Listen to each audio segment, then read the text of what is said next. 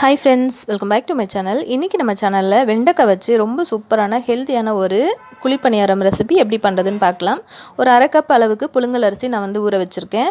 இது அரைக்கிறதுக்கு ஒரு 4 வெண்டைக்காய், 2 பச்சை மிளகாய், ஒரு 1/2 ஸ்பூன் மிளகு, ஒரு 2 துண்டு இஞ்சி எடுத்து வச்சிருக்கேன்.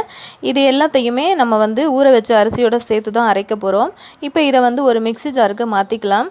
அரிசி பாத்தீங்கன்னா ஒரு 1 மணி நேரம் ஊறினா போதும். இப்போ நம்ம ஊர்ன அரிசியை தண்ணியை வடிகட்டிட்டு இந்த மாதிரி எடுத்து மிக்ஸி ஜாரில் சேர்த்துக்கலாம். கொஞ்சமாக உப்பு சேர்த்து நம்ம இதை கொரப்பாக குழிப்பணியாரத்துக்கு நம்ம எப்படி அரைப்போமோ சேம் அதே மாதிரி அரைச்சி எடுத்துக்கோங்க. எண்ணெய் காஞ்சதும் கொஞ்சமாக சீரகம், பச்சை மிளகாய், அதுக்கப்புறமா நம்ம நறுக்கின வெங்காயம் இது எல்லாத்தையும் சேர்த்து நல்லா வதக்கிக்கோங்க.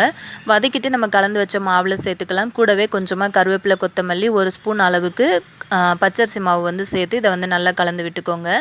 இது நல்லா கலந்து விட்டதுக்கப்புறமா ஒரு பிஞ்ச் அளவுக்கு நீங்கள் சோடாத்தூள் சேர்த்துக்கோங்க. தேவையான அளவுக்கு உப்பு பத்தலைன்னா சேர்த்துக்கோங்க. சேர்த்துட்டு இப்போ நம்ம எல்லாத்தையும் கலந்துட்டு குழிப்பணியார பாத்திரத்தில் ஊற்றிக்கலாம். இப்போ ஒரு 2 நிமிஷம் கழித்து நம்ம இதை ஓப்பன் பண்ணி பார்க்கலாம். லேசாக அடியில் ப்ரௌன் கலர் ஆகியிருக்கும். இது எல்லாத்தையுமே நம்ம திருப்பி போட்டுட்டு திரும்ப ஒரு 2 நிமிஷம் நம்ம மூடி வச்சு வேக வச்சிடலாம்.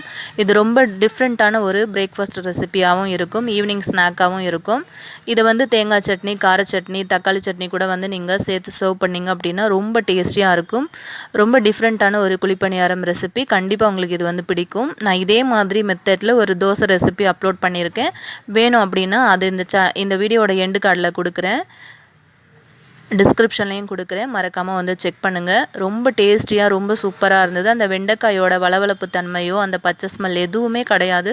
ரொம்ப சாஃப்டாக ரொம்ப சூப்பராக இருந்துச்சு. ட்ரை பண்ணி பாருங்கள், கண்டிப்பாக உங்களுக்கு பிடிக்கும். இதே மாதிரி இன்ட்ரெஸ்டிங்கான ரெசிபிஸ் பார்க்கறதுக்கு நம்ம சேனலை சப்ஸ்கிரைப் பண்ணி வச்சுக்கோங்க.